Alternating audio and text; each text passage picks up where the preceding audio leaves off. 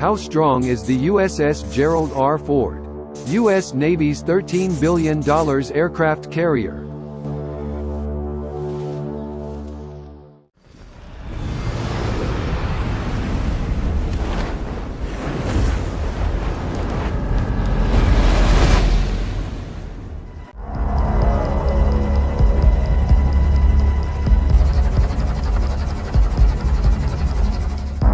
Navy weapons developers say the service's emerging Ford-class carriers are engineered for the purpose of enabling a high volume of high-speed, overwhelming air attacks in rapid succession, as compared to today's Nimitz-class carriers. All due to new technologies and the design configuration of the platforms.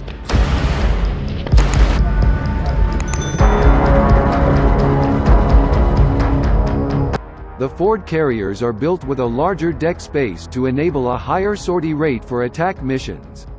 In addition, there are other technologies built into the Ford class that create the opportunity to quickly rearm and refuel fighters, rapidly sending them back into the air for further attack missions. Captain Ron Rutan, CVN-78, USS Ford Program Manager, said at the 32nd Annual Surface Navy Association Symposium, Arlington, Virginia.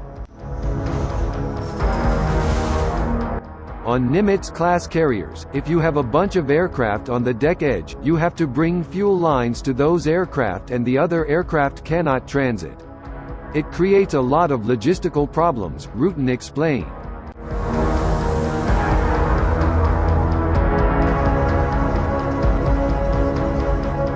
Ford-class carriers, however, as explained by Rutan, are built such that multiple planes can be rearmed, refueled and sent back to war much faster. On Ford, the weapons elevator brings the weapons right up. The fueling stations are in the deck. The refueling and the adding of munitions are all done at once, creating quick maneuvering, Rutan said. Rutan also added that the Ford is better equipped when it comes to conducting high-speed turns in rough seas, such as Sea State 5.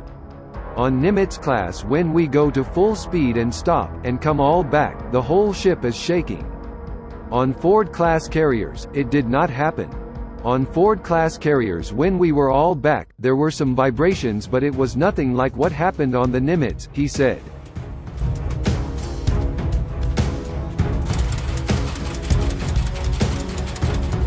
The innovations for the Ford class, which have been in development for many years now, represent elements of the Navy's broader strategy to massively increase offensive and defensive war systems for its aircraft carriers. Not only do the new systems on Ford enable a much faster attack op tempo from fighter jets, but they also include the planned interceptor missiles and the introduction of new platforms such as the F-35C and MQ-25 Stingray, a first-of-its-kind carrier-launched refueling drone. The F-35C, naturally, will bring a new array of attack options for the carrier air wing, including a new measure of aerial intelligence, reconnaissance and surveillance. Drawing upon new sensor and targeting technology, the aerial attack range will be significantly changed, and stealth technology will enable air attack to operate in higher threat environments, such as areas containing advanced air defenses. The arrival of the F-35C is, by all estimations, expected to change the paradigm for carrier air attack.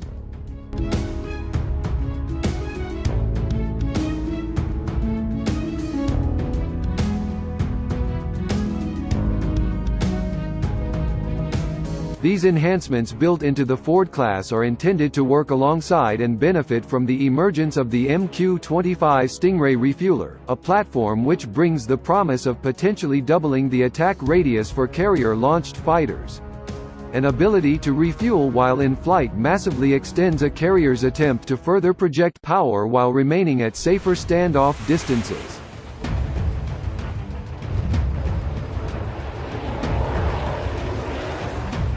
If the combat radius of an F-18 or F-35, on one fuel tank, reaches 300 to 400 miles or so, the aircraft will have to turn around at a certain distance from its carrier.